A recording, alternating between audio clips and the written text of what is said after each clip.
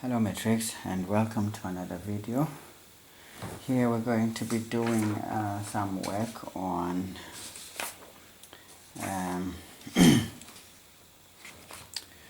paper 2.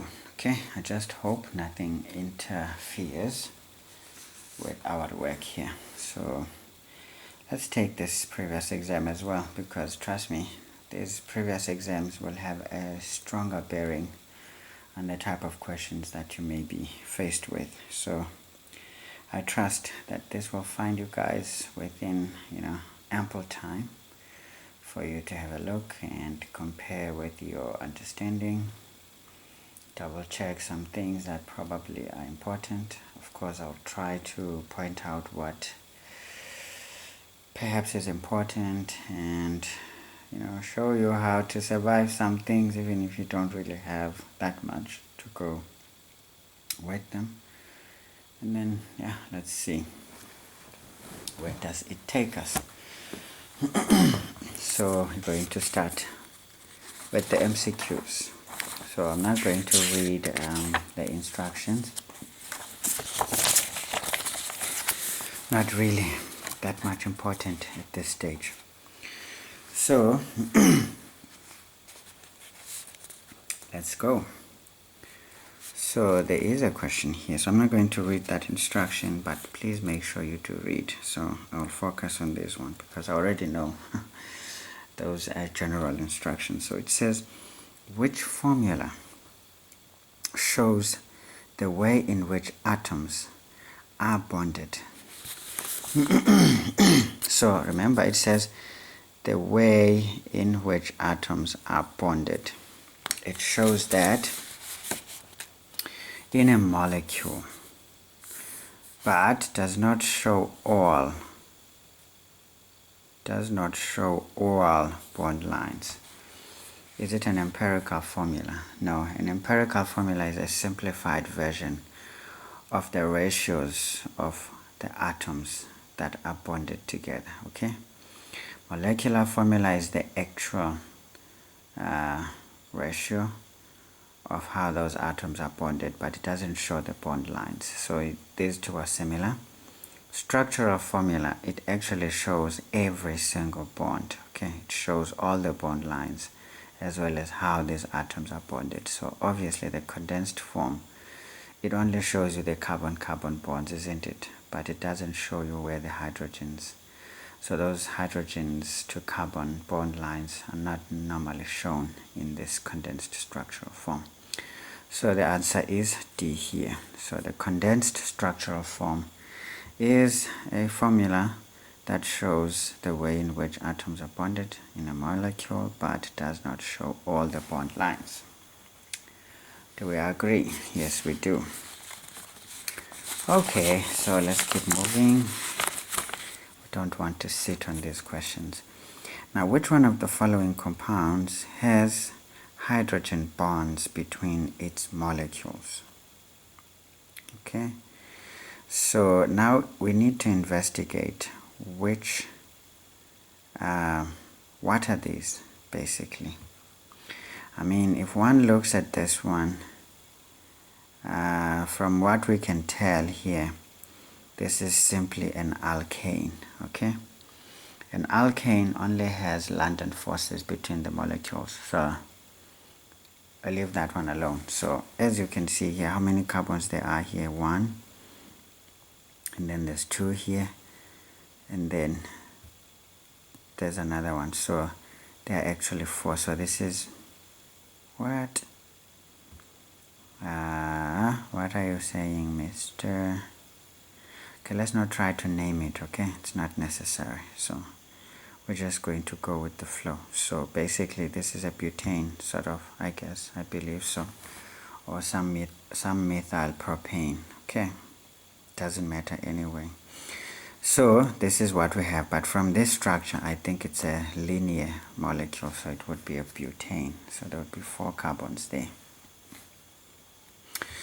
And let's look at this one. So once you see the CH3C carbon, the oxygen and then another carbon, so usually this oxygen is double bonded to one of these carbons. But you can already see here there's 2 hydrogens here, so obviously this double bond is to this second carbon, so this is a ketone. Okay, and we know that ketones have dipole molecules, okay, not hydrogen bonds, so that is not the case here. And then this one, CH3COOC, of course you can tell that this is a format of an ester, so this is a is an ethyl methanoate. Okay, so again with esters you have dipole bonds, so it's not hydrogen bonds. So here we can see this is a secondary alcohol, right, because this carbon that bears the OH group is bonded to two other carbons. All right, so it's a secondary alcohol, so of course alcohols have hydrogen bonds as well as carboxylic acid. So this answer here is D, because the answer is saying which one of the following compounds has hydrogen bonds between its molecules. So it would be an alcohol, because these two have dipole bonds. This one has London forces, a form of the so-called van der Waals forces. Okay, no problem. So that is a bit easy too. Now it says consider the compound below, so we can have a look at this one. Again, we're looking at a ketone, right? Now we have to find the longest chain, because sometimes they want the naming, so they're saying which one of the following is the IUPAC name of this compound. Now let's first see which one is the longest chain. Let's start with this one. Say 1, 2, 3, 4, 5. So there's 5 carbons. Let's see if we take it from the chain here. 1, 2, 3, 4, 5. So either way, whether we start from the branch or we start from this one, we still have 5 carbons. So the longest chain is equal to 5 carbons. So that tells us that we are dealing with a pentane something. Okay, so now we have to look and see what is the position of this functional group in this chain. So if we're starting from here, 1, 2, it's the third carbon. If we're starting here, it's the third carbon. If we're starting there, it is the third carbon. So basically it is 3-one. Okay, so 3-one, that is the suffix for this molecule. So this is sorry, a 3-one, because it is the third carbon, whether we're starting from here or starting from this side or starting from that side chain, it is the third carbon, so it is 3-one. So you can see here that these two, C and D, are out, so don't even pay attention to them. Now the fight is between these two. Now where is the side chain? Let's say this is the carbon we're dealing with. Now of course you always choose the carbons that are closest, the side chains that are closest to the first carbon, sort of. Now you can see this side chain is on the second carbon. If we're looking at this molecule from, say this is the parent chain, it is on the second carbon. Let's take this one as the parent chain. Again, it is on the second carbon. But if we come from this side, it becomes the fourth carbon, so we cannot take the longest distance to the side chain. So A here becomes the best, because now it becomes 2-methyl, because this methyl group is attached to the second carbon. Pentane, because the parent chain has 5 carbons. 3-one, because the functional group is on the third carbon. Alright, so no issues. So again, see, sometimes it helps to have a bit of the theoretical knowledge next to you, but sometimes it doesn't really do much. Okay, so let's see here. What is the story? They're saying a 2-gram piece of magnesium reacts with excess hydrochloric acid. So if it is excess, that means at the end of the reaction, the hydrochloric acid will be left. Okay.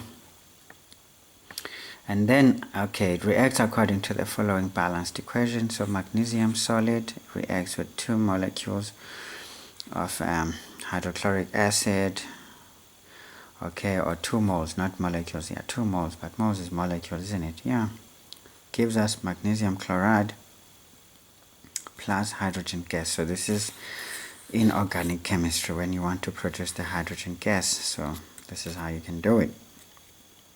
Alright, So again, let's have a look and see what is the story here. They're saying now which one of the following changes will increase the yield. Now remember, the yield, it means the number of moles, or yeah, let's just say the product here. We want a bigger amount of the product. So what will increase the amount of the gas that we are going to get? Okay, now if we crush the piece of the magnesium, now what will it do? Well, we know very well that the phase, or should I say, what is the word? Let's just say the manner or the state, yeah, the state in which the magnesium is doesn't really matter, because for the yield here, it's all about how much and how much we're going to get at the end. So if we just crush the same 2 gram piece, all we're going to get is this hydrogen gas coming out much faster, but it will be the same yield even if we did not crush it, but maybe the reaction might be slower. All this will do, it's just the factors that affect the reaction rate, but not necessarily the yield. So it will just increase the reaction, as we will have more surface area for these hydrochloric acid molecules to react with the magnesium molecules, and then we get the same yield but much faster. So this just does what? Increases the reaction rate but not the yield. Okay, so what is this one doing? So all we know here that we're just going to increase the reaction rate but not the yield. Okay, now if we use a 3 gram piece of magnesium, remember we had a 2 gram. Okay, so if we had a 2 gram piece, now we have a 3 gram piece, and remember we're told hydrochloric acid was in excess. So now if we get a bit extra of this magnesium piece, obviously it will increase the yield. The rate not necessarily, but the yield will increase because that hydrochloric acid was in excess. So this one looks alright. So let's have a look at this one. Use a greater volume of the acid. Look, we already have this acid in excess, so increasing the volume does not change anything, okay, because it already is in excess. So once this one gets used up, this is the rate limiting reactant. So once it gets used up, the reaction is stopped. So whether we have more of this, it doesn't help, but we need to have enough, of course. And so this one is out. D, use a higher concentration of acid. Again, a higher concentration of the acid will only do what? Increase the reaction rate, nothing else. Okay, so not really helpful for the yield because the acid is in excess, so you can't think about it.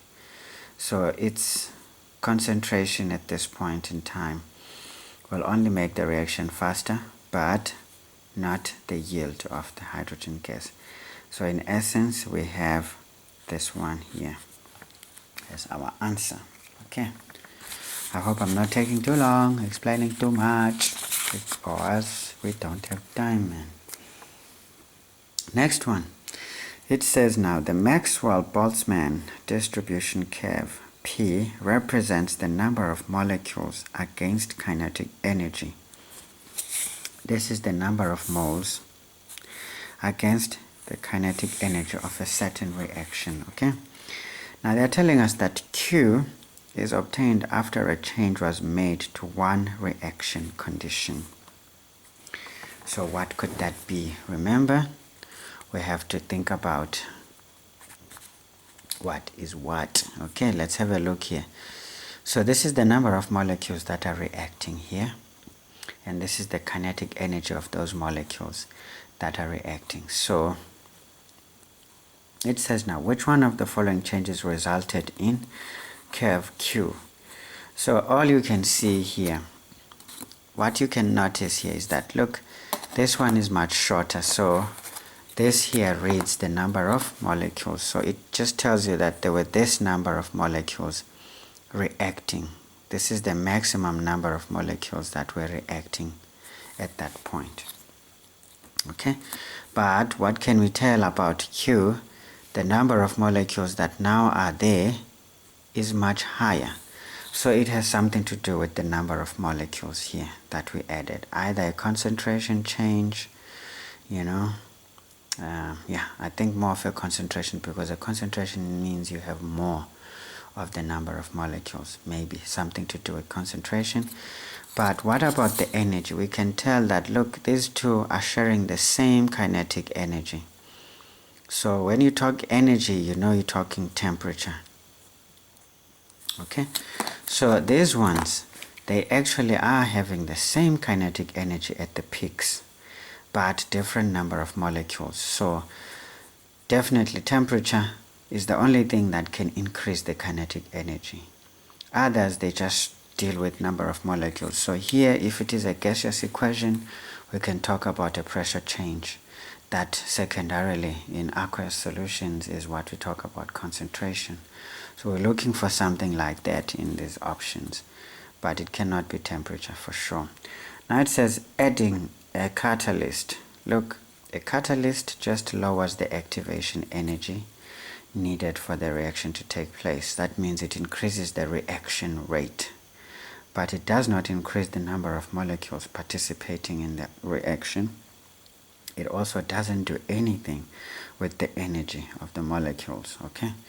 So it can't be a catalyst. Increase of the temperature, we should actually see an increase in the kinetic energy for the other curve, but you can tell that the peak is almost over this. In fact, not almost, but it's the same kinetic energy. So temperature has not done anything there. Increase in the activation energy. Look, increase in the activation energy, basically, that means the reaction will be much slower. So it has nothing to do with obtaining that curve over there, because the reaction rate has not really changed from what we can tell here. Now, the increase in the concentration of the reactants, definitely, because the number of molecules available for participation in this reaction has now gone up from that lower peak for the same kinetic energy. So the best answer here is D. Okay. So let's see what is the story over here. It says now the expression for the equilibrium constant Kc for a hypothetical reaction is given as follows. Of course, we know that here always Kc is the concentration of the products over the concentration of the reactants multiplied together. And then of course the exponents there are basically the coefficients of those reactants or atoms or molecules or compounds, whatever you want to call it. Alright, which one of the following equations for the reaction? Okay, let's just first think about it for a second. If, for example, we have Kc that looks like that, so already I know here that if I have an equilibrium situation, there is the left hand side, right? And then depending on where the reaction lies, but once everything is in equilibrium, it means the forward reaction equals the reverse reaction. So now I know that here I will have 3 molecules of compound X, right? Because I said the exponent is the coefficient of that compound. Then here I definitely have maybe AZ, but the coefficient is 1 because there's no exponent there. Maybe this guy here is 2y. So I'm looking for something like this. Okay, it may not necessarily be like this, but this is the key for me to know that that reaction would be the one. Of course, paying attention to some other stuff that may be extra. But in essence, you start by working it out from here. Now they're saying which one of the following equations for a reaction at equilibrium matches the above. Could it be this one? Remember, this is solid. Now a solid cannot be, so it's either you have aqueous solutions or gases for this to hold. So it's either aqueous solution or gases. So it's either AQ or a gas, okay? because the concentration of a solid or a liquid is just 1. So it can't be this one, because this guy here is a problem. Everything looks alright for the denominator. In fact, it's wrong. No, it's right. Everything is right because there's 2y, there's just z, but because of the solid, then it takes away that concentration holding, so it's out. We can't even consider it. Alright, this one, well, this is aqueous solutions. Again, the left-hand side satisfies the possibilities for the left-hand side. But the problem, this is liquid. Okay, the liquid is like a solid. We take the concentration as 1. Okay, so it cannot hold. This one, the left-hand side is definitely wrong because the coefficient here now is 1. So that one is squared, meaning that it is a 2. So because of this guy, it's wrong. Otherwise, this one is correct this time. And knowing that this is a solid, it would amount to just 1. So it would have contended for being correct if only this 2 was put here instead of down there. So now this tells us we have a diatomic molecule there instead of 2 moles, but diatomic molecule compound. Alright, so guess what? It's going to be D because this is an aqueous solution, aqueous. So this is a solid, so it falls off anyway. So D becomes the best one. So do you see it's not necessarily exactly as it is written, but you can see that this would be the best fit. Now, question 1.7 says 2 dilute acids of equal concentrations.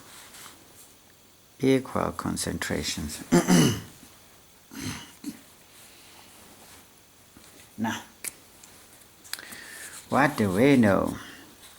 Are added to separate test tubes as shown. Okay, we have dilute concentration of hydrochloric acid and then of ethanoic acid or acetic acid, if you want to call it. Now, it says consider the following statements regarding these acids. The pH of each is less than 7. That is true, right? Because it's an acid, the pH is always going to be less than 7. But the stronger ones is way less than 7, but very close to 1, or even less than 1 sometimes. Alright, so not a problem. So a weak acid is going to be closer to 7 or so. Now it says both will react at the same rate with 5 grams of magnesium powder. No, remember this is a strong acid. So a stronger acid is more concentrated in terms of its hydrogen atoms. So we just saw in that reaction, so it won't be the same rate because a higher concentration means a faster reaction rate. And a lower concentration, it means a lower reaction rate, so it can't be the same reaction rate. Both will neutralize the same number of moles of sodium hydroxide. Now, well, same equal volumes. Basically, from our stoichiometric calculations, it would make sense to believe so, because we don't know how much of this it is, but I think both they can do it because these are equal volumes of acids. So in a way, it would sound sensible to say yes, but I would be like standing on the fence on this one, but I wouldn't really discard it. But I'm sure this one is wrong. This one, I'm on the fence because I believe that this would do that for sure. Because this one, it's a monoprotic acid. It cannot donate the hydrogen here. It only donates that one hydrogen over there and then forms the ethanoate ion. So these are monoprotic acids. So in a way, I would believe they could do the same job. But this one much faster than that one. Okay, so let's have a look here. It says 1 only, not at all, but anything that has 2 is wrong. Like this one, I would be convinced, but anything that has 2, so I'm on the fence, but I'll go for this one. Although 1 may still be the correct answer, but I believe Whew, yeah, but I'll take my head on the block and place this one. It sounds better. Sometimes you have to play the guessing game. You won't know for sure because some things don't really make sense immediately. Alright, let's keep going. So which one of the following is the conjugate base of this hypochlorite ion? Not hypophosphate ion, sorry, what am I saying? Anyway, so now conjugate base, it means this acts as an acid, but you know this is an ampholyte, right? Can act both as a base or as an acid, because if you bring in water, it can take the hydrogen from the water and make up this acid, which is going to be H3PO4, which is good, which is phosphoric acid. But now this hydrogen pyrophosphate ion, it tells us that, look, it can act as both as an acid or as a base, but when it acts as an acid, it will lose one more hydrogen. So this becomes now the hydropyrophosphite ion, okay? Anyway, so I think this is the best one, so I don't even have to think about it. When it donates, remember, you think of this as an acid that donates one hydrogen, then guess what is left is this one. Of course, there was just one minus. You lose one more plus, you get two minus. Okay, not a problem. So the rest is just gibberish. Now go to the galvanic cell or voltaic cell. In the diagram below, the diagram below represents a voltaic cell. I mean, this is what made me understand chemistry better. If I didn't get this section in that textbook of mine, man, I think chemistry was becoming a bit of an unassailable challenge for me. But this one actually refined my approach in chemistry, so I would suggest anyone who really wants to understand chemistry to just make sure they understand the redox reactions and use those standard electrode potentials to even see other elements. I can tell you. Then the rest will just fall into place. Of course, along the way you need to understand different conditions in which these expected, behaviors of molecules or substances can vary. Alright, let's have a look at this one. It says now which one of the following, so we can see there is a zinc, there's a copper, so there's KCl for the salt bridge, which is now facilitates the movement of ions, and then we have aqueous solutions of each, zinc sulfate, copper sulfate. And then of course, once you don't see any adjustment to the Cu, you know that this is Cu2. This is the 2 plus because the sulfate ion is a 2 minus. Zinc is without a doubt a 2 plus. Of course, here you need to consult the standard electrode potentials at times to make sure that what you are talking about is making sense, okay? So, I mean, Table A is the best to look at because on this side we know that this is the weakest oxidizing agent, that is the strongest, that is on the left, and to the right we know that this is the weakest reducing agent and the strongest reducing agent down there. So this one is easier to work with. So again, what was I saying again? Yes, you look at these ones because sometimes you don't know what is going on. They may not tell you what is going on. But if nothing is being specified, you know what is likely to be the oxidizing agent. Again, you're looking at copper 2 plus. Where is it? There is copper 2 plus. Okay? And then you can see that copper is higher than the zinc. Where is zinc? There is zinc 2 plus. So of course the one at the bottom, obviously it's a stronger reducing agent, so it's more likely to cause a reduction of the other by losing electrons. And then this one appearing above zinc, it's more likely to be an oxidizing, we call it what? An oxidizing agent, because it will cause zinc to be oxidized to zinc ions, and it means it accepts 2 electrons and it is itself becoming reduced but it's oxidizing zinc, and zinc by donating is actually reducing that one while it is itself being oxidized. So we know that this is the cathode, the anode, positive, negative of a galvanic cell. Alright, so maybe I'm taking too long there. We are almost at the end. It says now, which one of the following correctly describes the movement of ions in the cell? I mean, ions only move in the salt bridge, okay? Electrons move across the wires to the other side, okay? Now, is it A, chloride? Type of ions, is it chloride ions? Direction of movement, is it from X? Is it from Y to X? Sulfate ions, is it X to Y? Remember, these ions don't go into the bridge, okay? They just don't.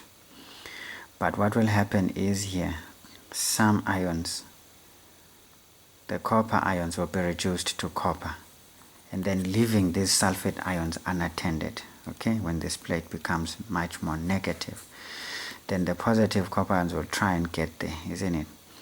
Because electrons are going to flow from which side? This side to that side, right? So the direction of electrons is from the anode to the cathode, okay? So when these electrons get here, they will make this plate more negative, and that means these copper 2+ ions will try and get there to neutralize, and then that's when the copper forms. But this will leave the sulfate ion alone. So which one must come now? A positive one. So the ion is going to be the potassium ions coming in to come and equilibrate the situation until the reaction stops. All right, so it's going to be K going this way, so we can say X to Y, K. All right, so potassium is Y to X. No, potassium cannot move from this side to that side, so not at all. Okay, chlorine moves in which direction? The chloride ions here. Remember, when zinc loses electrons, it means it's going to form more zinc ions. Now there will be an excess of zinc ions here that are positively charged, so the chloride ions must come and equalize the situation over there. So it's going to be chlorine from Y to X basically. So I think this is the best combination, although it's quite weird sometimes to make sense of this situation. But I think these two, B and C, is already out because the sulfate and the copper ions will not move across to the other side. So only the salt bridge ions will move into each solution depending on what is in excess there. Alright. Alright, so that is cool. So again, a bit of a difficult one to make sense of, but if you understand what is going on in that cell, then you may not struggle that much.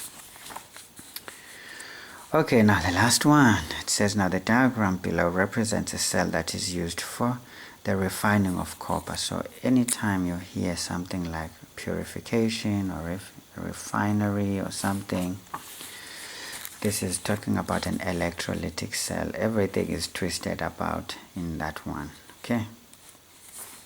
Everything is twisted about.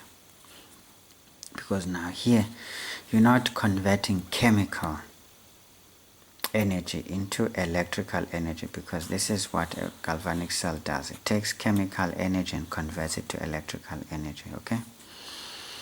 But an electrolytic cell is the other way around. It takes electrical energy and converts it to chemical energy. It forms a reaction, okay? So, which one of the following statements is true? X is made of platinum. Come on, go away. If we're purifying something, remember this is impure, this is going to be pure. So it already tells us that we're trying to purify this into that, okay? Alright, so that's what we're going to do. So what is going to happen here? This battery will make sure that this is connected to the negative terminal of your cell, right? And that is connected to the positive terminal of your cell.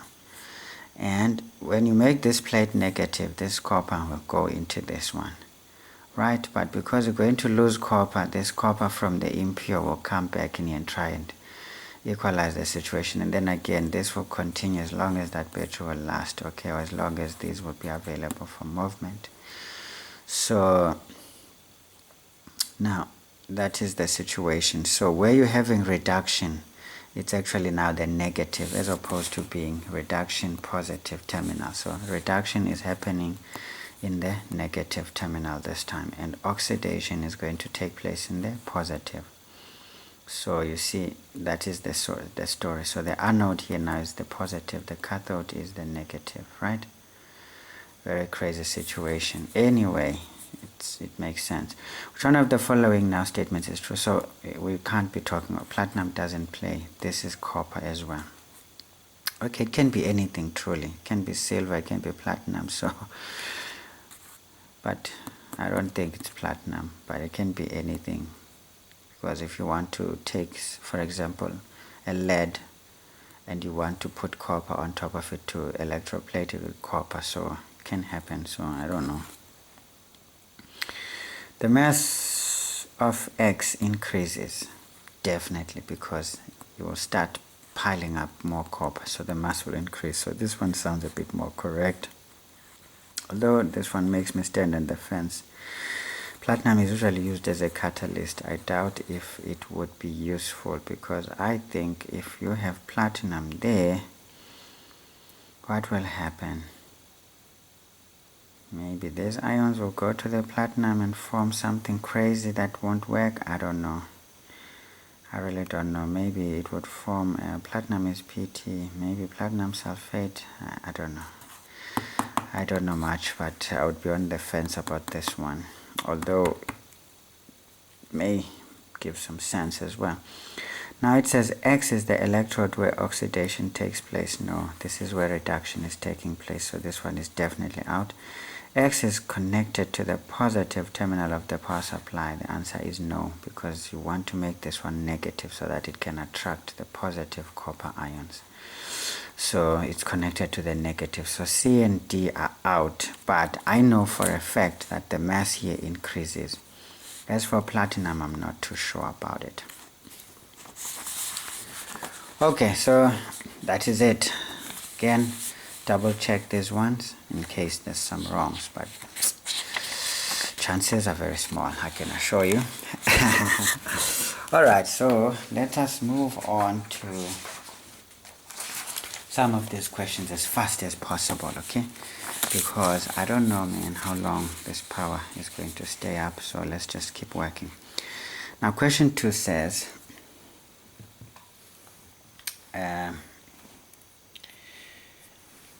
the letters A to H in the table below represent 8 organic compounds, okay? Now what is that? I always have the habit of naming my compounds sometimes, so you can tell this is a carboxylic acid. Of course, it's what we use in acids and bases, CH3COOH, so this is acetic acid or ethanoic acid. Then we look at this one. Well, this one is symmetrical about this thingy here. Let's see what is the longest chain. 1, 2, 3, 1, 2, 3, 4. 1, 2, 3, 4. So it's a but2-ene, okay? It's a but2-ene. But now we know we're going to choose this side because this is where the side group is. So this is going to be 2-methyl but2-ene because it's an alkene. Okay? Then we look at this one. So always when you see this, there's CH3, there's a double bond with a carbon that is bonded to one carbon and the other, sort of like a tertiary, secondary carbon. Remember, when you talk of a primary carbon is one that is bonded to just one other carbon. A secondary carbon is bonded to 2 other carbons, right? So when you see a secondary carbon bonded to an oxygen like that, you know this is a ketone, okay? That is what is called a carboxyl group. And then you have here, what is this? No, did I say carboxyl? Carboxyl group is here in carboxylic acids. This COOH thing is a carboxyl group. This is a carbonyl or carbonyl group. And then here you have an oxygen that is sort of like sitting on the side. So there are two possibilities here. You may be looking at an alcohol or an aldehyde, but I would think a primary alcohol. Okay, I think that's a primary alcohol because you can see that oxygen is on the side, but it could also be kind of an aldehyde. I don't know. It's very difficult to tell, but we'll test it. Some things you need to test by doing a structural formula at least. And then of course this is C2H2N because there's 2 here. 2 times 2 is 4, so this is an alkene, which is ethene. And then here this is 3-methyl butane 2-one, so this is a ketone with a side group, okay, and the third carbon and the carbonyl group at the second carbon. Alright, so this one, it's a complicated material right there, so but we'll always choose the closest side to as many side chains as possible. So this is 1, 2, 3, 4, 5, 6, so this is a hexane. But now which one is carbon 1? Should be this one because there's a side chain, so we can't come from this far. So this is 2, 1, 2, 3, 4, 5. It's 2, 5 dichloro 3-methyl hexane. Okay.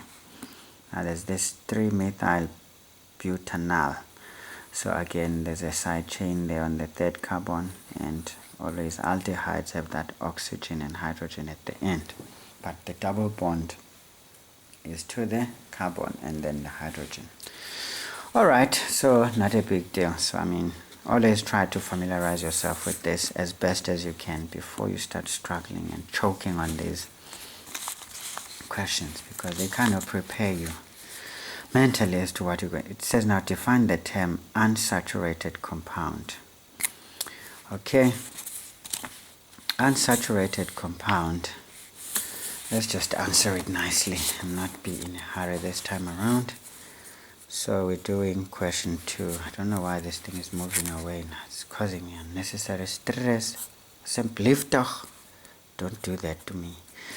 Okay, unsaturated compound, basically it is an organic compound, with C to C bonds that are double. You can say that are either double or triple. So basically it has triple bonds or double bonds for the C to C carbon, but of course it doesn't mean all of them, but there will be some. Okay, so 2 marks here, it's easy.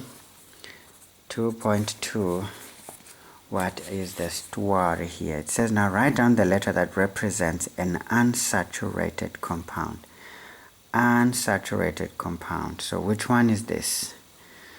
Okay, so let's have a look here. This is an unsaturated compound because you can add something to it. Once you see a double bond, it's unsaturated, but don't confuse that double bond to the oxygen, but carbon bond. So it's that one, but we discovered this was ethene, so it also has double bonds. It's an alkene, so it can be either B or E here. So we can say B or E, but don't answer like that. They said a letter, so you just choose one. But for me, to you, I will give you both, okay? 2.3. Ooh, that was 2.1.1. 2.2.2, okay? Now it says name of the functional group. The name of the functional group. Okay, they didn't say homologous series. What is the name of the functional group? Like I said, if you think about this one, this is what we call the carboxyl group.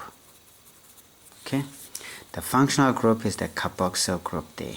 Okay, then of course is the double bond, of course the signature of alkenes. But when you think about this one, this is the situation like that, okay? So what you have here is what is called a carbonyl group. Carbonyl group for ketones, okay? Yeah, I mean, keep learning these things. Make sure you know them before you get burned. All right. Let's not complicate our lives. So it says now, name the functional, the name of the functional group of compound C.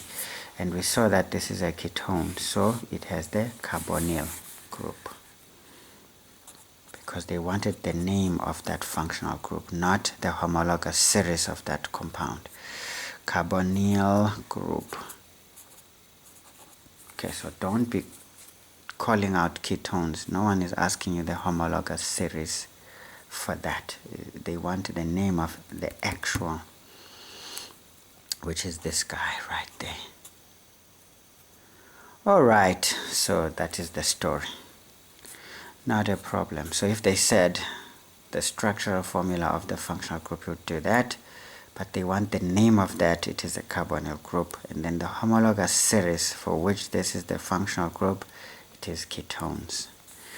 So 2.2.3. Now it says here, letter that represents a chain isomer of compound C. Now remember, a chain isomer of compounds, it means they belong to the same group, okay? So it's just different positions in the chain that you will find the functional group. I mean, you can see that this is the long chain, so it's not really symmetrical here. So you can have multiple possibilities, but now they want the name. Sorry, the letter that represents a chain isomer of compound C. Now think about it. This one is what? Say 1, 2, 3, 4, 5. So this is penta. How many ons? So 1, 2, 3 carbons. This is the carbon that is bearing the functional group. So it is the fourth carbon. 1, 2, 3, 4. So you always want to be closer. The first carbon must be closer to the functional group. So this is the first carbon. And then the one that bears the functional group is the second carbon. So this is basically 1, 2, 3, 4, 5. So this is pentan 2-one. Okay? Pentan 2-one. Now let's look at this one. Could it be an al? No. Of course it can't be this one. Definitely cannot be this one. It definitely cannot be this one. And what is this guy here? Let's have a look at that guy. This guy, there's 2 carbons. 1, 2. Okay? And then there's 6 hydrogens. There is 6 hydrogens. 1, 2, 3, 4, 5. Now there's also an oxygen, so the only way that this is making sense is an alcohol group. So this is a primary alcohol, otherwise it can't be anything else. So obviously this has nothing to do with that, so it's not a chain, so it leaves F to be the one. Again, it makes sense because 3-methyl, that means from a butane you add another carbon, it becomes now 5 carbons, which would be like that. And then 2-one, so this one makes sense to be F. So 1.3 is going to be F. Okay, so it means it's just the different positions of the functional group in these ones when we talk about chain isomers. Alright, the IUPAC name of compound G. We already said this is going to be carbon 1, 2, 3, 4, 5, 6, because we wanted to be closest to the side groups. And then we could see that the longest chain has 6 carbons. So this one, 2.2.4, we said it's going to be, we start with the chlorine. Remember alphabetical orders of those side groups. So this is 2, 5 dichloro. Okay, then this is carbon 3 for the methyl group, 3-methyl. Alright, and what is the parent group now? This is a hexane. Okay, there's 2,5 dichloro 3-methyl hexane. Used to enjoy this one. I used to enjoy this one. 2.2.5. Now it says, okay, the general formula of the homologous series to which compound E belongs. The general formula. Again, how do you get the general formula? You know that the alkenes is C2, it's CN, sorry, H2N. As you can see here, if you say C is 2 and then you multiply that 2 by N again, it gets 4. So it makes sense. It's C2, I mean CN, H2N. Those are alkenes. Alright, I didn't mark us. So let's see what is the story here. So it's any one of these two, so it's 1 mark. And then here again, it's 1 mark because it was just a name. Here, 2 marks because you had to do a bit of thinking maybe. The IUPAC name of compound G, 3 marks. Wow, maybe for these things and that and those things. Ah, my lord. Now there's not enough space. It's a hexane, so there's a name for this, maybe for that side group and that side group. So let's just say this one a whole mark, that one a whole mark, and then for that one a whole mark. 3 marks. Okay, so this one is just 2 marks. Again, this is memory lane. Okay. 1 mark. I don't know what I'm doing there. So if you walk down memory lane, you know this is something you need to know from memory. Again, you can work it out though. If you know this is an alkene, just draw that structure and then count and see how you can adjust that. So you don't really need to really cram things. I always did away with the cramming because it never worked for me. I started to see myself making errors when I cram. But when I force my brain to understand how things work, then I know I don't have to worry about remembering. I'll just work them out, which is much better than to try and remember. Alright, so enough of the talking. It says now define the term functional isomers. 2.3 says functional isomers. So what is that? What is that? So functional isomers, these are compounds, okay, with, you can say organic compounds to be correct, I mean to be technically correct. These are compounds with the same molecular formula but different functional groups. Okay, you can say they belong to different homologous series or something.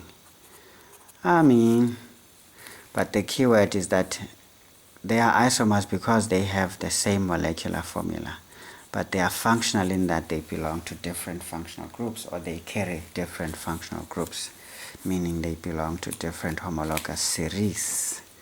So I think those keywords, same, different, is where the 2 marks come from. Alright, so 2.4. What are we having? Is it a steak or is it chakalaka?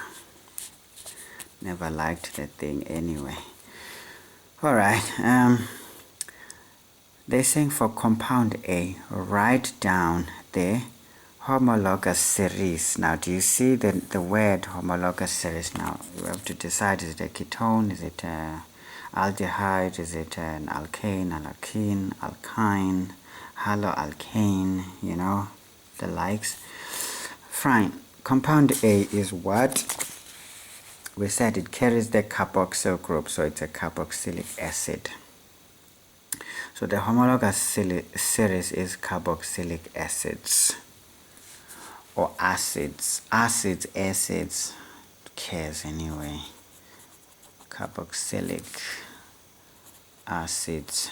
It's an acid actually, not acid. Okay, it's fine. Acids, yes. Carboxylic acids. Am I right? I think so. 2.4.2 says the structural formula of its functional isomer. Now meaning something that belongs to another homologous series but it shares the same molecular formula. Now if you're looking at that, it can only be an ester. Usually if you are asked about carboxylic acids in terms of functional isomers, you know it is the next door neighbors. It's esters. So what ester would look like that? It's definitely a methyl ethanoate. Okay, methyl ethanoate would be the one, but now this hydrogen is going to link the two. Okay, so what did they say? The structural formula. Okay, they wanted it in structure. So methyl ethanoate. Okay, it doesn't really matter, but normally esters are written such that the parent chain is the one you start with. So now remember, this is methyl methanoate, so this one should carry the double bond like that, and then this one should carry the methyl group. Ooh, what are you doing, mister? This one carries the double bond, and then the oxygen links the two, and then that one must carry the hydrogen, so something like that.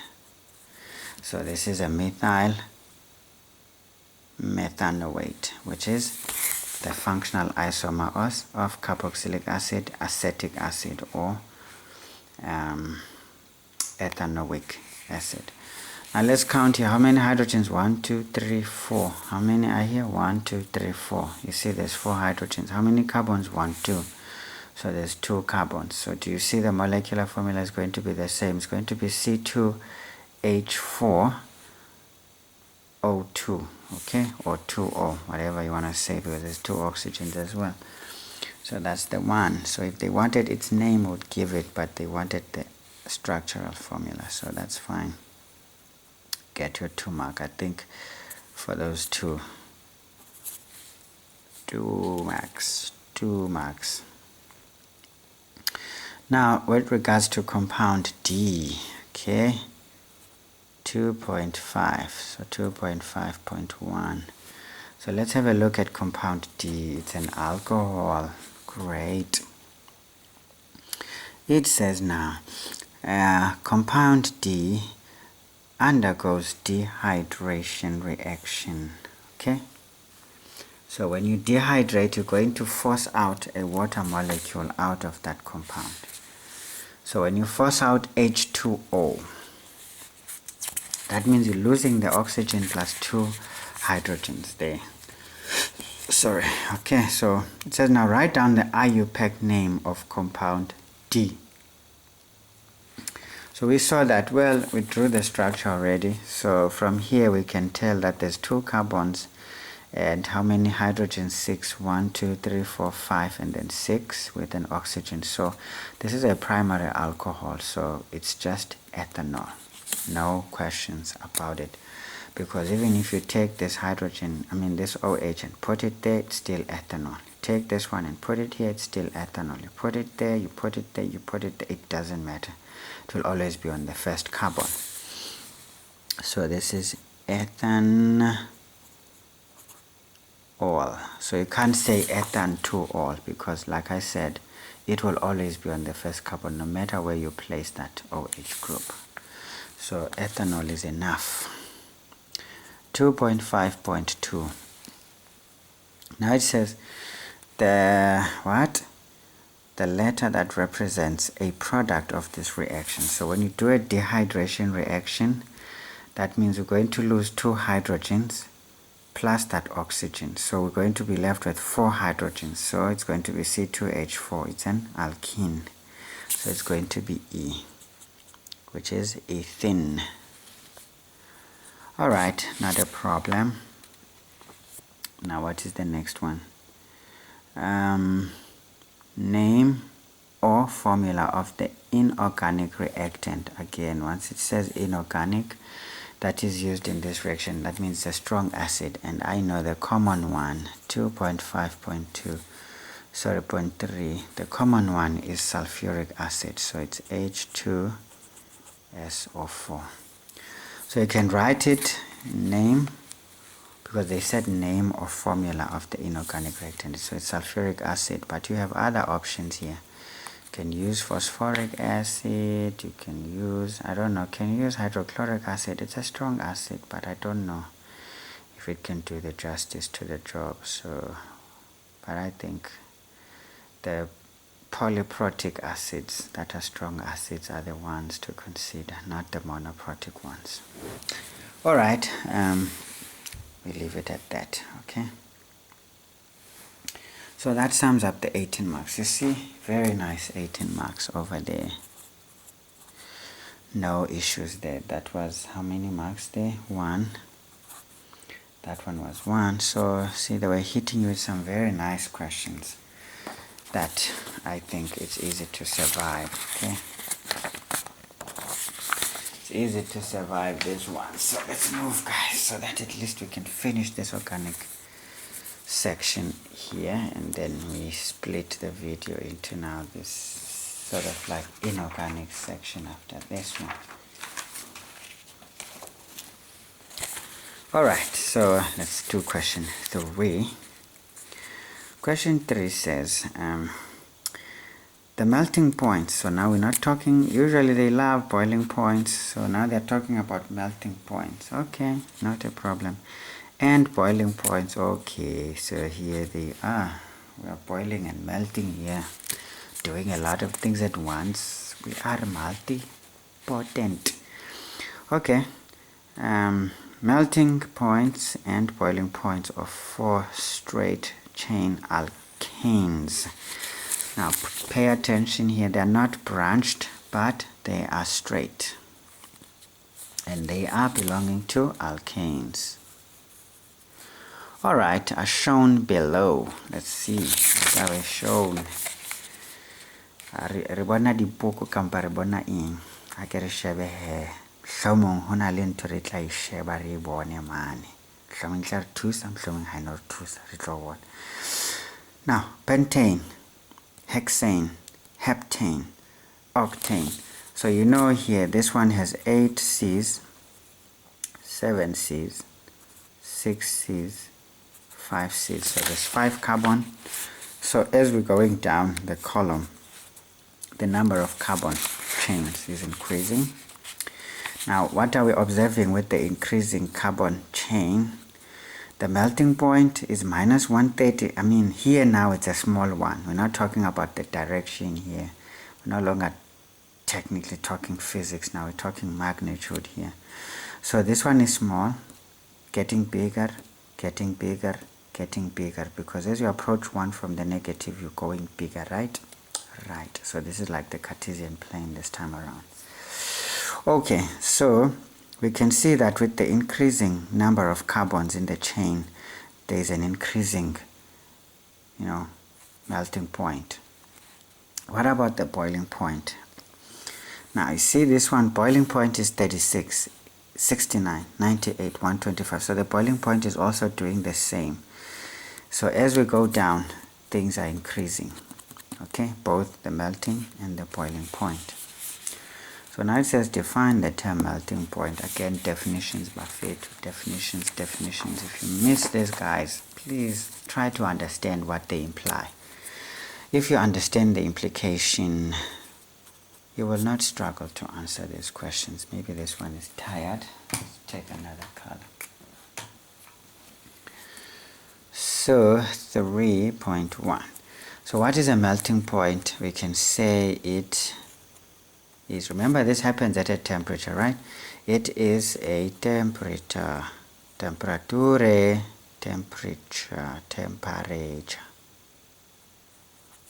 It is the temperature at which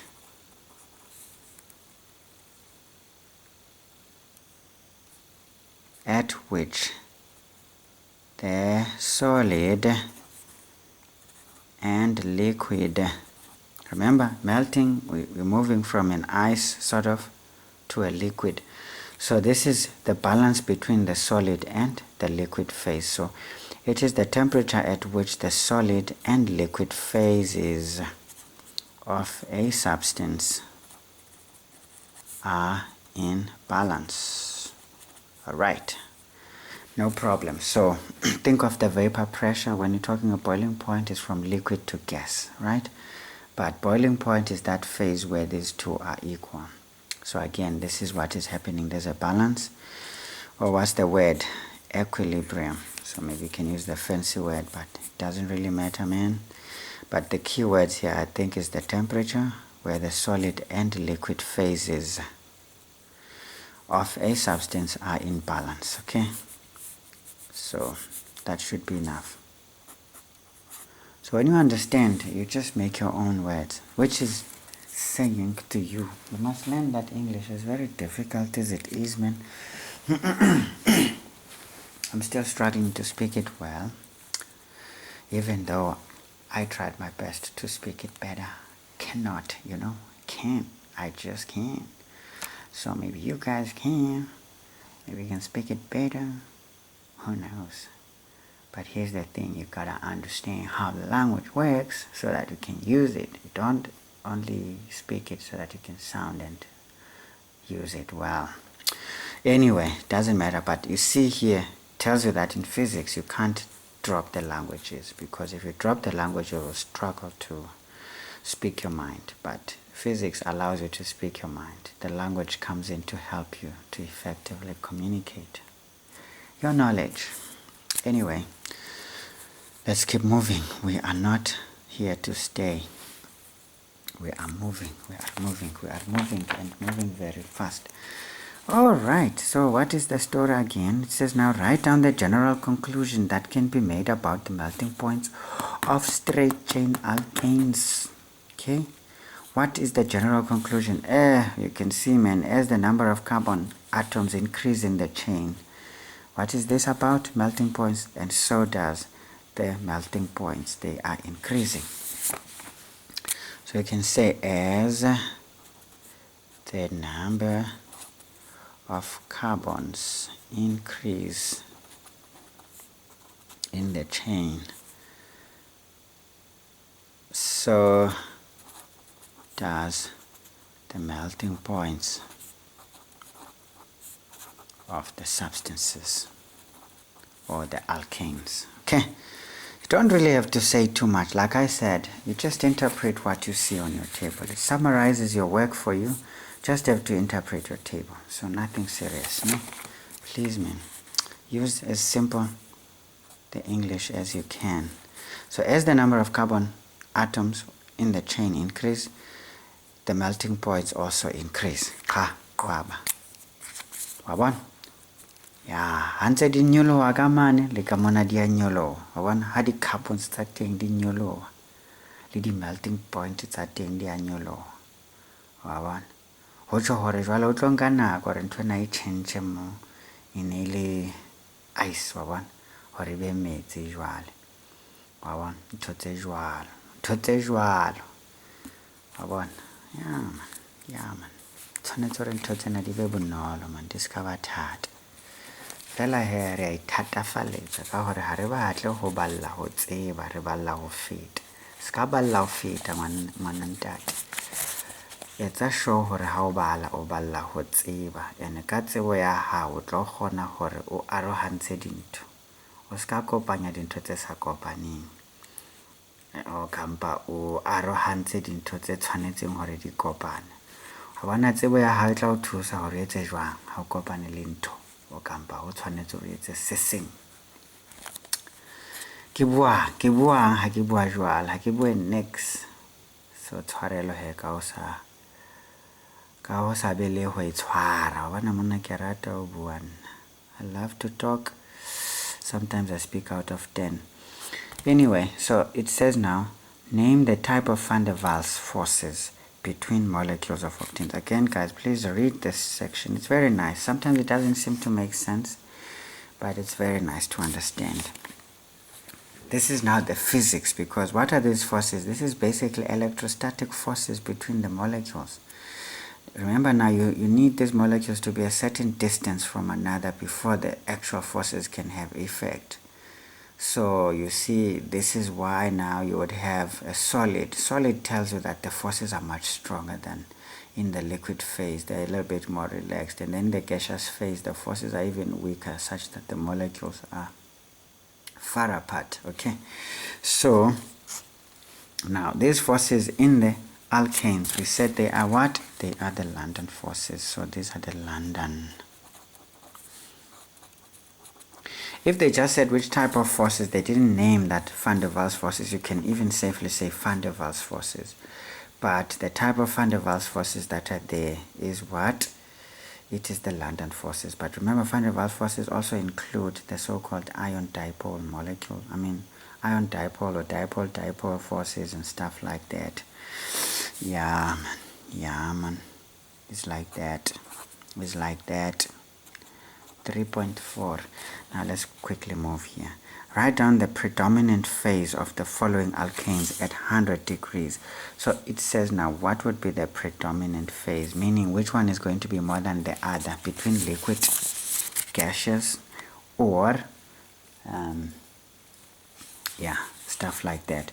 Is it going to be solid? Is it going to be liquid? Is it going to be gaseous more than it is the other at minus? Remember, this is minus 100. This is minus 100. Sometimes this minus is so small you would think this is just at dash 100, but it's minus 100. Okay, because if you look at this size, you compare to this size, it's the same, right? Sometimes use that, but if this was a little bit longer than these ones, then maybe you'd say this is a dash instead of a minus. So I would assume this is a minus 100. But sometimes I hate these questions when they are not very clear what they're talking about. Okay, maybe they are clear, but I'm the one failing to follow. Now it says write down the predominant phase. Okay, choose gas, liquid. Oh God, why did they tell you this? They must not, man. Remember, this is an exam. Come on, guys. Stop spoon feeding these guys. That's why we don't have electricity in the country. We have engineers who don't understand how electricity is generated. They keep screwing up by chowing money here. They chow money. And now they don't know what to combine with what to keep things going. And things are breaking down here. But I don't think actually things are breaking down. I think it's sabotage, man. They're just trying to sabotage the ANC. They know they find something that makes us uncomfortable. Then they'll use it against the ANC. Because guess who do we blame for this shit is the ANC. But is it truly the ANC? No. Someone is sabotaging it so that we don't vote for the ANC again. So people don't fall prey to manipulations. People who are up there have all the tricks in the bag. They study human psychology, these buggeras. So they know what you're going to think and how you're going to react. That's why they manipulate you all the time. But what has time proven to you? It has always proven that you are more wrong in your reactions and your emotions than you are with your reasoning. Because you always realize that over time, goodness, what I thought was good is not good at all. It's actually bad. But you start to think about it. Oh man, there were some telltale signs, but they were so subtle.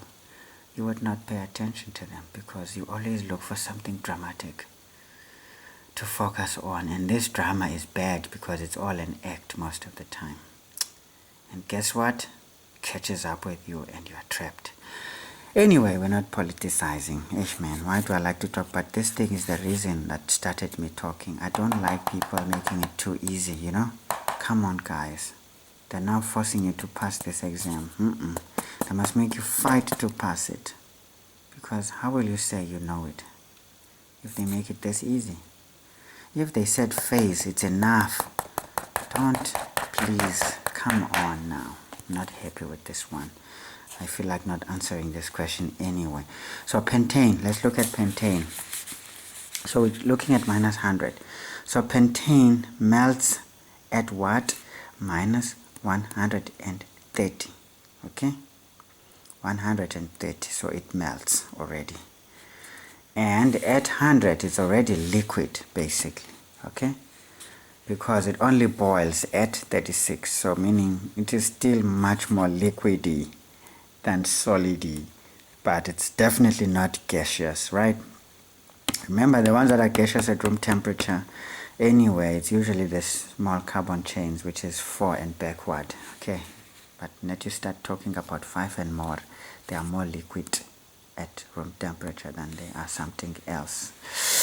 Okay, so let's have a look at this one. This one we're saying now it's liquid because it's between the boiling point and the melting point, so it's more liquid here. So 3.4.1, it's liquid. Ke metsi ntate ska mpotsa ke o hlalosetsa ke o hlaloseditse bana Sesotho jwale se balehile se tshabile ka Sepedi se ntshabetse ha ke batle hello seleleka ntate lo selelekisa or smartisa banna wa bona jwale ho bua ntho tse ngata ka nako le one o tlo bua botawa fela. Octane, now octane at 100, remember it is now still a very much solid guy because it only starts melting at minus 57, so at minus 100 it is solid. Alright, so again these were easy, but I mean I'm not happy though with this sub question because they made it too easy. Cannot do that. You cannot do that. When will the student be happy that they master physical science, chemistry in particular? When you make it too easy, it's like now you're teaching grade 9 students chemistry. Nah man, nah. I disagree with this one. I want to find this person who said this one. I want to punch them in the face. So much violence. Well, look at what is happening around us, man. It's just violence. Hexane is now compared to 2,2 dimethylbutane. All right. So let's consider this one. Let's just consider it here quickly. So we have 1, 2, 3, 4. Okay, I'm going to make the linear one be the one. So it says 2,2. So these ones, the methyl groups are here on the second carbon of the butane molecule. So this is 2,2 methyl butane. Of course, these are hydrogens. I'm not going to bother writing them. So now let's see how many hydrogens, because if we're comparing, we might as well think about the molecular formula as well. Okay, maybe let's not waste our time. So how many thing is here is 1, 2, 3, 4, 5, 6. So there's 6. So it is being compared to hexane. Yes, hexane. So they are both 6 carbon chains, but this one is branched and hexane is a linear here. Okay, so what is the story now? It says, is the molecular mass of hexane greater than, less than, or equal to that of 2,2 dimethylbutane? Remember, the molecular mass is going to be the same because they carry the same number of atoms. Now their atomic molecular mass, or the atomic masses or mass numbers, will all add up to the same. So it is equal to, so this is 3.5.1. So we can just say it is equal to, why? Because they have the same molecular formula, isn't it? These are isomers, but wait, think about it. These are isomers. Yeah, ne? And these are chain isomers, by the way, because they belong in the same homologous series, so to speak. Alright, not a big deal. So that is the explanation for that, because they have the same molecular. Okay, you can even say they are isomers, or you can say they are same molecular formula. Okay, equal to, so it gives you 2 marks. So this is a nice question, 3.5.2. Now it says here, is the boiling point of 2,2 methyl butane higher than, lower than, or equal to? Well, the answer is lower than. Why are you saying such a thing? I mean, this is easy. You need to understand that Longer straight chains means the surface area for the intermolecular forces to act is increased. If you increase the surface area for the action of your intermolecular forces, then they become stronger. They act over a wide surface area. But this one is branched, as you can see. It's almost forming like, if you think about it, it's forming like an ellipsoid. So it's like a drop. It's not like a chain. So the intermolecular forces here have a much smaller surface area to act on, and therefore they become weaker. That is the theory behind that. So that is the story. So it's lower than. Now it says fully explain the answer in question. Wara wara. Okay, this is just what we just did here. 5.2.3. So let's see, we're getting 1 mark here. Alright, so we can say the intermolecular forces, which you can say London or van der Waals forces, London forces, between the molecules of the straight chain compounds act over a larger surface area and so are strong, okay, needing much higher energy to break them, right? Because when you break the intermolecular forces, this is when you get a phase change, right? You're not breaking the atoms in a molecule, but you're breaking the molecule forces, basically. Because I mean, a molecule, if you consider it as this drop and that, these molecules are bound, they form this substance here. So that's what we're talking about here. So the intermolecular forces, or the London forces between the molecules of the straight chain compound, act over a larger surface area and so are strong, needing much higher energy to break them, okay? As a result, and you can say therefore this results, okay, don't write therefore like that in physics, you write in words. Therefore this results in a higher boiling point. Because boiling point, when the boiling point is reached, it means that the molecule changes from liquid to gas, and that means the molecules are far apart. That means the forces are much weakened. So to weaken them, you need a higher energy. So I think this is the best explanation I can give. Of course, you have plenty of other ways to phrase that, and I doubt you can read this. So better listen to what I am saying. But this is how you can get it, because if you're talking about intermolecular forces on a straight chain compound, saying larger surface area, and then they are stronger, not strong, stronger, needing a higher energy, much higher energy to break them, and talking about resulting into a higher boiling point. I think those are the 3 key points to get those marks. I mean, here you can choose how you want to work to talk about this, or you can compare this together.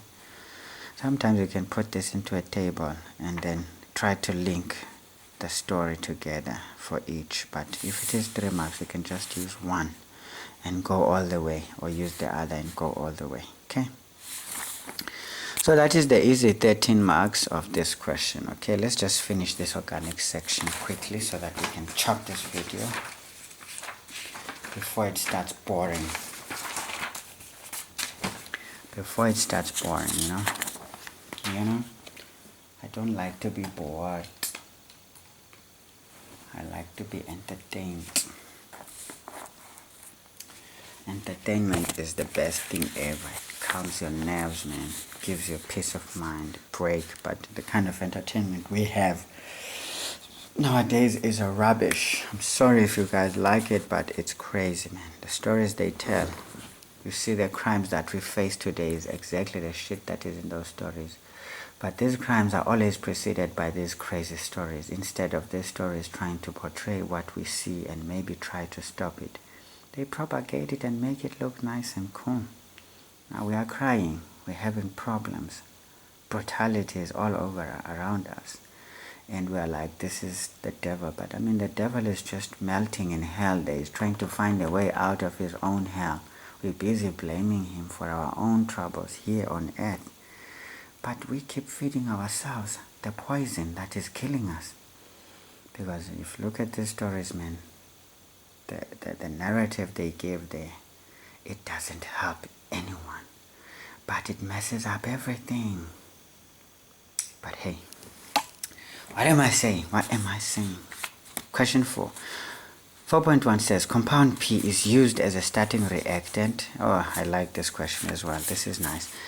In each of two reactions shown in the flow diagram. Okay, so it goes that way, it goes this way, and that way. Okay. Now, we can say this is compound P. It has how many carbons? 5 carbons. So it's a pent. But of course, the bromine is just 1. So this is a pentane. So this is bromopentane, so to speak, because, I mean, we don't know where this bromine is, but we can just say this is a bromopentane, so to speak. Now, you're mixing it with dilute.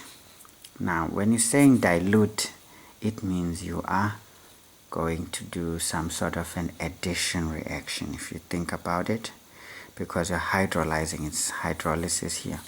But if you're using concentrated, you are dehydrating it. That means you are removing something. Okay, not a problem. So let's see what happens when you hydrolyze an alkane. You're forming an alcohol. So there it is, 2-methyl-butane-1-ol. Okay, so it tells us that, oh, this thing is not a straight chain.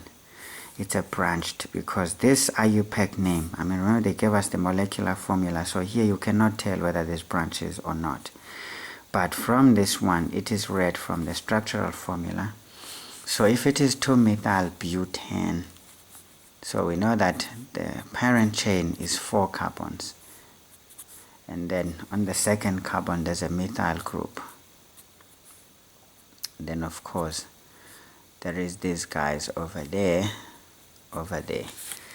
So, well, now the question is, where is this bromine? Alright, where is this bromine? Now, there's this guy called Markovnikov. So I got this when I was doing my first year chemistry. So Markovnikov's rule, I don't know why they brought it here, guys. Usually they never would ask you these kinds of questions. These are first year type questions now, where you have to think about where is this bromine.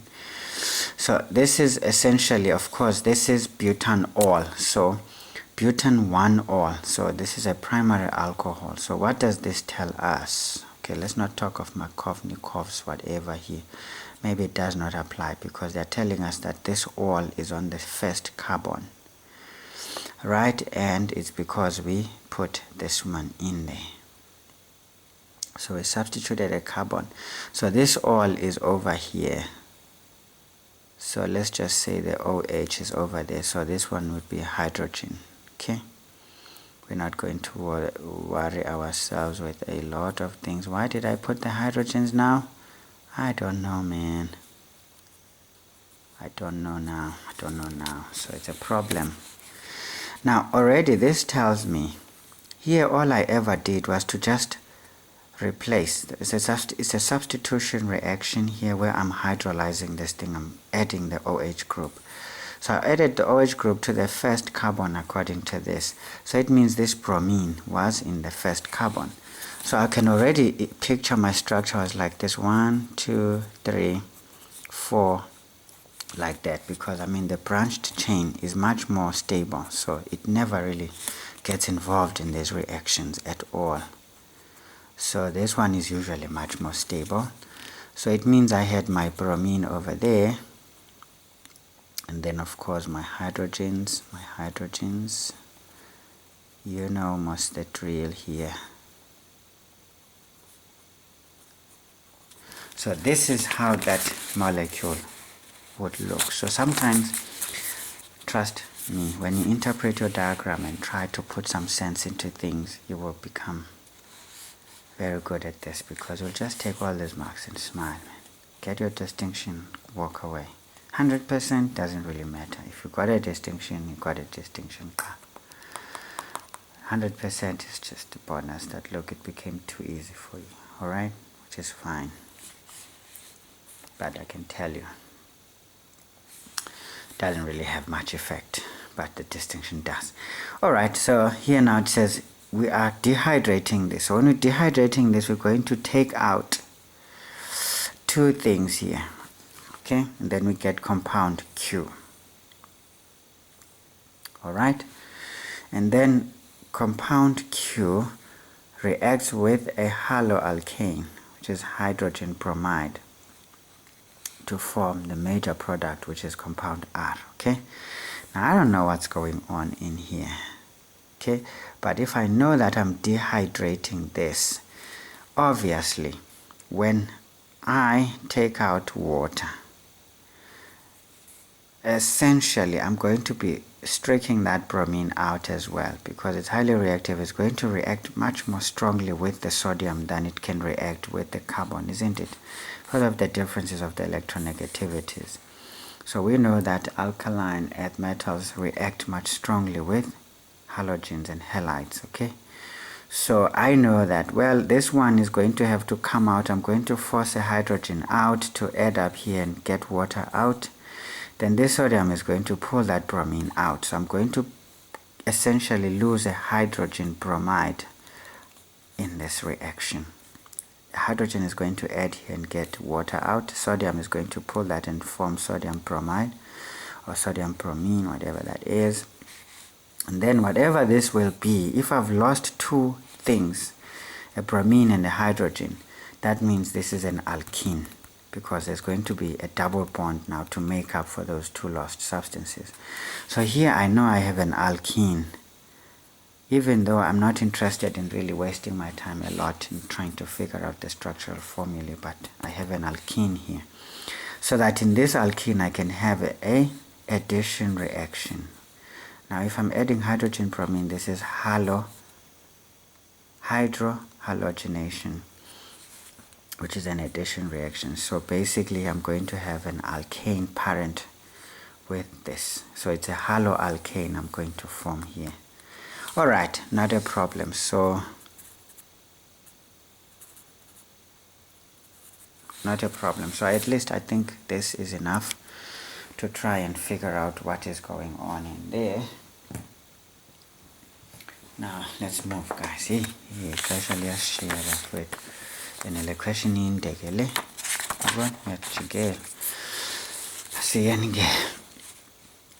Now it says reaction 1, 2, and 3 represent organic reactions. Okay, we can see that. Now it says name the type of reaction represented by 1. Remember now the question says type, not the name, but the type of a reaction. Now the question is it an addition, elimination, substitution? What is it? So here we realize that, look here, we are essentially going to be substituting something here. We know that we're hydrolyzing, so we're going to be adding something.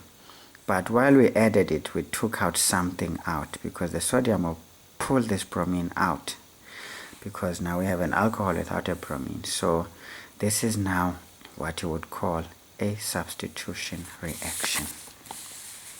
Something got substituted. Alright, so hayi man, wena sungiqhela ngitheni wenza lento ngoba incwadi itheni manje singezela inhlayela hampe jwale inhlayela hampe kanite inrutilwe ke mang isentlwaela jwale tseba ha ke batla go tlwaela ke ntse sa kgoneng go bua se nna ke kgona go bua ntate. So we said that reaction type 1 is substitution reaction. Okay, 4,1,2. So you don't want to say too much. Or if you want here, this type, the name of this one in particular, because we're adding an OH group, you can say it's hydrolysis. Okay, you are hydrolyzing it. Okay, it's like you're adding water, the water, man. But the type is actually substitution. So I think the key word here is substitution. Hydrolysis is just the name of this substitution reaction. So doesn't matter, man. 1 mark, but that is the name. Please, this is not the answer. This is the answer. Type of reaction, substitution. The name of the substitution reaction is hydrolysis. Okay? Simply, don't confuse these two. 4.1.2 says, is 2-methyl-butane-1-ol, which is this guy over here, is 2-methyl-butane-1-ol a primary, secondary, or tertiary alcohol? Well, because it's on the carbon number 1, remember the OH group carbon is only bonded to just one carbon of the chain, so that is a primary alcohol. So the answer here is, thank you very much, primary alcohol. The reason it is the carbon carrying, I should have said bonded, the carbon carrying, hey dog, come on man, what are you doing now? The carbon carrying the OH group is bonded to one other carbon of the chain, or okay, not a problem. So basically, primary alcohol is when the carbon is on carbon number 1. Finish and clear, okay? Don't make up stories here. It is basically bonded to the primary carbon. The OH group is bonded to the primary carbon. Remember, the primary carbon is the first carbon, always. Okay? But in, say, chains that are more than 2, the primary carbon is the first, okay? But in chains that are 2 or less, it is either one of the two. So yeah, anyway, I don't know how to explain this, but let's not go too too far in that. So it's primary because the carbon carrying the OH group is bonded to one other carbon. That is the key there. So I do think now naming the primary alcohol and the thing here is enough. So 4.1.3. Okay, let's move now. I think I've overstayed my welcome of this question now. It says now write down the structural formula of compound P. You see, we've done it, man. We've done it, because if this OH was added there, it means the bromine was removed there. Yeah, boy. So the bromine is on the first carbon, so it doesn't matter how you place it, so I'm going to do it the way I've done it. So you see, I've done my work here already. I've made my work easy. So why do I know that there's a branched chain? Because it does not really take part in the reactions usually, and that's why I know there was a branch from this product, because it's directly from here. So it's 1, 2, 3, 4. And then on carbon 1, I know I have the bromine here, hydrogens. There's a hydrogen on the second carbon, there's a methyl group. So now when you're drawing the structural formula, unfortunately you have to show all the bond lines. You know those things, man. Yeah.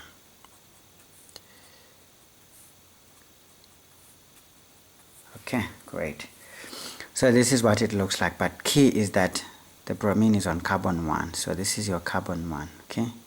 This is your carbon 4 of the parent chain, because I said the structural formula of compound P. So I think the position of the bromine in the side chain and the primary chain is what gives those 3 marks. 4.1.4. Okay, let's move, man. Let's move. Now it says name the type of reaction represented by reaction number 2. So we said it's a dehydration reaction, but now when you dehydrate, what do? You eliminate, isn't it? So it's elimination reaction, because when you eliminate, you take out, you don't add, isn't it? Great. So we can say this is an elimination. But what did they say here?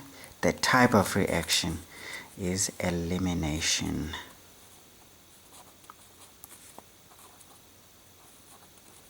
Reaction.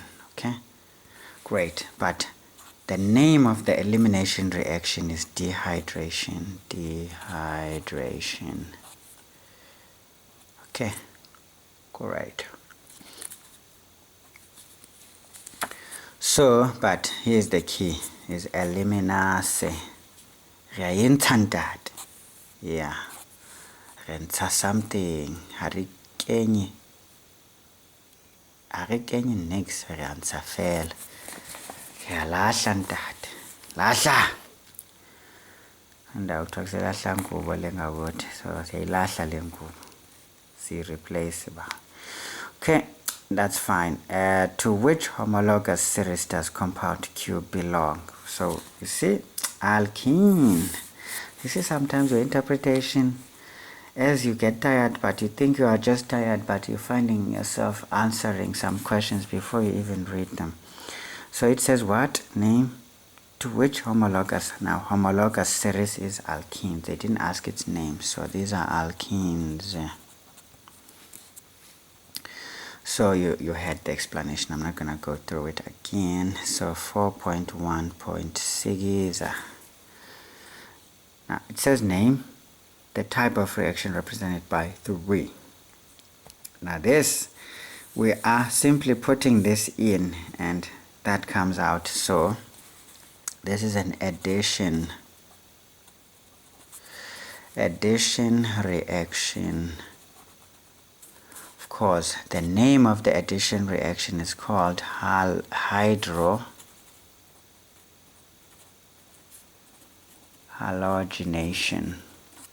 Okay, again, they didn't ask you the name of the addition reaction. They said the type of the reaction. It's an addition reaction. So don't answer your own things and start saying hydrohalogenation. Of course, you are implying an addition though. We know, but come on, man. Answer the question. Stop going around in circles. We don't want the circles. See, they even made the choice for, come on guys, why do you spoon feed the students? I don't like these questions here. No, man. No. This 1 mark must be sweatful. Tears and blood must come out. Otherwise, there will be no appreciation of that achievement. Write down the IUPAC name of compound R. Okay? IUPAC name of compound R. We know that it's a haloalkane, but ke mathata he jwale ntitlo hla mona. E re ke tlo bontsha he. Hobaneng ke a tseba hore dintho di tlo tshwenya hampe. Ha ke re shebe mona he. Ha re shebe compound Q. Ina le 4 carbons. Ha ke re 1, 2, 3, 4. Liye e kentswe mona ya di methyl group. Methyl. Jwale he ntele ya etsahala mona. Ha re ntsha metsi mona. Ho tjho hore re ntshitse eng? Ha ne ke hlalosa mona re itse ho tlotswa hydrogen Le1. Ha ke re? Ho tlotswa hydrogen Le1. Fela ha ino tsa Le1 e tlotswa le bromine ena. Hobaneng bromine e tlo rata ho kopana le sodium. Hobaneng ka bobedi ba tsona di kopana hantle fela ho feta bromine le carbon. Hobaneng di haufi. Jwale ha dina, there's no so much of electronegativity between the two, but here it is the greatest. Therefore this one will share the bond. So now remember we said this, we're going to lose this guy, right? and we're going to lose another hydrogen, but the hydrogen that is going to be lost is the carbon that carries the less hydrogens, right? So it is going to be this one. This is Markovnikov, this guy, yeah. So all the others that have more hydrogens are not going to lose, but the one that has less is going to lose. So it can't be that hydrogen. Not at all, not at all. But it can be, okay, let's not lie. It can still be that one. It can be that one. But it definitely won't be these others. So this thing is here, but I think it makes sense when you use Markovnikov's rule and say the one with less hydrogens is the one to lose. So it makes sense to be there. Okay, so now what happens is compound Q is going to have a double bond there because of that hydrogen being lost, because carbon has to bond to 4. I mean it can form 4 bonds. So this is 1, 2, 3, 4. Then now here we'll be left with just how many hydrogens? Only 2 hydrogens. Oh no, there's nothing there. So this, that. Okay, I'm not going to show them. Okay, maybe let's show them now that we started. Okay, great. So this is what we've got. Ne? So now we want to know when we add here the hydrogen bromine, it's going to form this compound here. So what will be that compound like? Again, we're just adding, we're not substituting anything. So now where will the hydrogen go? Because this is going to split into hydrogen and Br minus. So where will this go? Now Markovnikov's rule says if you have unequal molecules around a functional group like that, now the hydrogen, the carbon, because when you break this bond, you're going to look at these 2 carbons. Now the carbon with more hydrogens will take the hydrogen, and the carbon with less hydrogens bonded to it, because you can see this one is bonded to a carbon and nothing else, just carbon. So it will take the bromine. So this is Markovnikov's rule. It says when you have an unsymmetric, unsaturated whatever, and you are doing an addition, hydrohalogenation, the hydrogen will add to the carbon that carries more. But these are the carbons that are having a double bond between the 2. Don't do it elsewhere. Okay, so now that is the structure we're going to be doing here, because they said the IUPAC name of compound R. So compound R now is like this: 1, 2, 3, 4. Then here is the methyl group, and then we said the hydrogens are going to add there, and then the bromine will come here now. So do you see we moved it from the first carbon to now the second carbon, essentially, because now we understand how Markovnikov says his story there. So this guy made our lives a bit simpler, because it could have been a nightmare here. So now what is this? Remember, methyl comes after bromine. So now this is carbon 1, because we want to be closer to the side chains. So this is 2 bromo, 2 methyl, 1, 2, 3, 4 butane. Okay, so that is the name. So this is now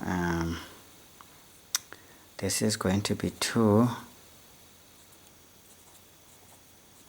bromo, 2 methyl butane.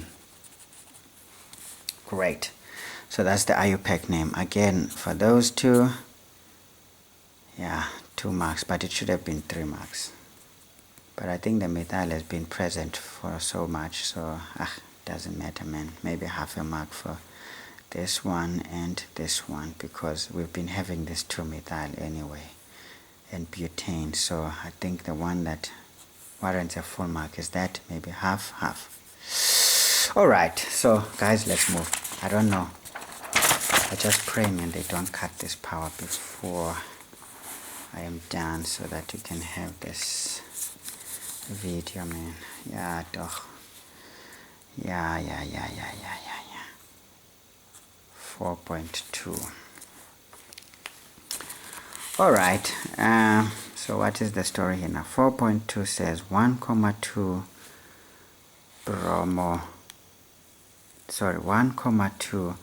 dibromopropane can be prepared from but2-ene by a 3-step process as shown in the flow diagram. Okay, so we have but2-ene. So what is but2-ene? Is like this. So that means this double bond is on the second carbon. So unfortunately this one is symmetrical, so it can't be elsewhere. So carbons only have what bonds? I mean, this you can decide that you're putting them side by side, which is cis, or you can put that one on top, it becomes trans. I forgot the rule that decides how do they look, but cis and trans, they have different sort of like behaviors, you know. So but2-ene is like that. You can place these ones as cis or trans, I don't know, but there's something I forgot. But again, that is first year university chemistry. I don't think it's at the metric level, so just do whatever you want here. Now it goes step 1 to compound A, step 2 to compound B, and then step 3 to 1,2 dibromopropane, which is what we have over there. Now it says using condensed structural formulae. Okay, condensed structural formula. Write down a balanced equation for step 1.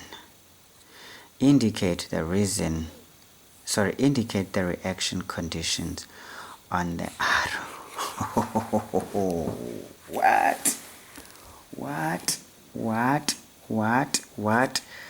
What are we going to do here? What are we going to do here? What are we really doing here? Obviously, from what I can tell here, we're going to add a methyl group. So there's something, remember we used to, what do they call this one?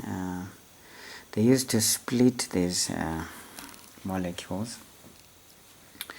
But now we're going to be adding something. So it seems here we are methylating this one. We're just going to add a methyl group. Okay. When we add a methyl group here, this bond gets lost. So maybe we can add methane here. To this one, we add methane. Now, is that reaction spontaneous? I don't think these ones are that much reactive, so you may need some heat in there. But again, maybe one needs to realize that when you want to form these oh my lord, what am I forgetting? So no. We are hydrohalogenating this thing. But maybe we're hydrohalogenating it here and here. So first here, from butene, but2-ene to propane. So something happened here. I think we are splicing this thing to some extent, somewhere in the steps. Oh Lord, I don't think I remember what this is all about now. What is going on, man? Okay, let's just first use the condensed structural formula here, and write down the balanced equation for step 1. Indicate the reaction conditions, so it's fine. So but2-ene is CH3. Remember, condensed is going to be like that. This one is CH double bond CH CH3. So this is but2-ene. Okay. Now what are we doing to but2-ene? Maybe we add hydrogen gas. I think so. Maybe we're hydrogenating it, because I think to break this bond first, we need to, okay, so this 1,2 dibromopropane,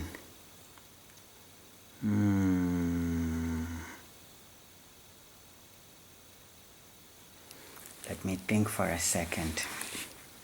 This one is not so easy, but I'm trying to figure out, because it means we're going to hydrohalogenate this one twice for it to be 1,2, you know. So what are we doing in the first step? What are we doing? What are we doing? What are we doing, man? This is now, ooh. This is now, ooh, man. We need what here?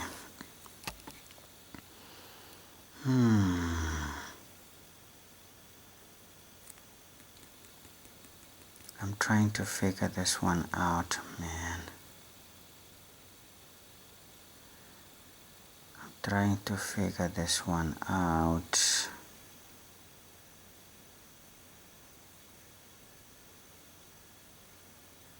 What are we doing here? But we have to convert this to some alkane, I believe. We have to make this one into an alkane. And to make this one into an alkane, we need to do hydrogen. I think here we're just adding hydrogen gas. Okay, let's just do it. Sometimes you don't know for sure, but you just keep going, okay? And then we're going to form here a butane, okay? So they said condensed structural formula. So butane is going to be CH3, CH2, CH2, CH3, right? 1, 2, 3, 4. So I think that's what we are doing here. We're hydrogenating this one. We're making it this one, okay? Great. And then I think that is fine. And then all we need here, we need light, right? Or heat, okay? So these are the conditions. I think in light, these ones will react, or a bit of heat. So it will happen. Because this one is usually spontaneous, but sometimes you may be wrong, man, but you know what? You just keep going. Sometimes you just keep going. 4.2.3. It says now, write down the type of reaction in step 2. Now we have to split this, right? We have to split this. So this is called the type of reaction. Write down the type of reaction. We have to split this at high temperatures. So this is called splitting. I think we're going to have to split it. And when we split this one, it forms what? An alkane, shorter one, and okay, maybe a longer one and a shorter alkene. Whatever it is, but I mean this one will only form propane and methane. So yeah, we can just say splitting. I don't know. Let's just say splitting. They didn't give us too much, so 1 mark. 4.2.4. Let's finish up this thing. We took too long. What am I answering now? This is 4.2.2. 4.2.3 says write down the IUPAC name of compound B. So compound B basically is what?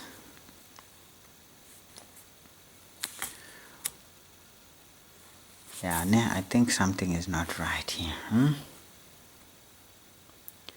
Something is not right here. I feel like something is not right.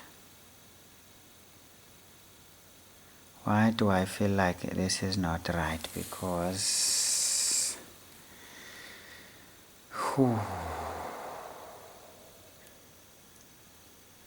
Oh, by the way, we get propene. We don't get propane. We're just going to get propene here. Because when we split this one out, the methane, it comes out. So we're going to get here we're just going to get propene because it's going to be propene. So what is the IUPAC name? Is just propene. Okay, propene, because I mean, whether you put the double bond here or you put it there, it's always going to be on carbon 1, so it's propene. I think that is what makes sense, but here this is more like guesswork, okay guys, but this is just to show you how to survive when you're not so very sure. Just plan your thing and see what it gives you. Using condensed structural formula, write down a balanced equation of step 3. This is easy. Using a condensed, so this is CH, let's just say CH 3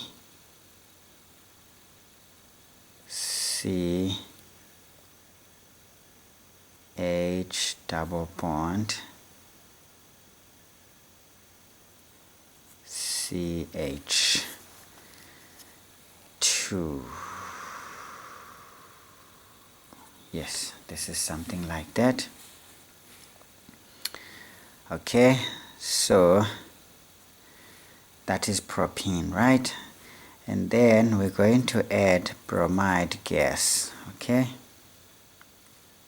bromide gas is added there, and then all it's going to give us is now this situation here. Remember, now we said in any case the hydrogen with less, I mean when we break this bond, obviously the one bromine is going to be here, the second one is going to be there, so it doesn't really make up for any trouble. So this is going to be CH3 CHBr,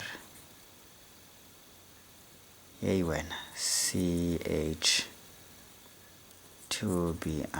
I don't know, I'll do something like that.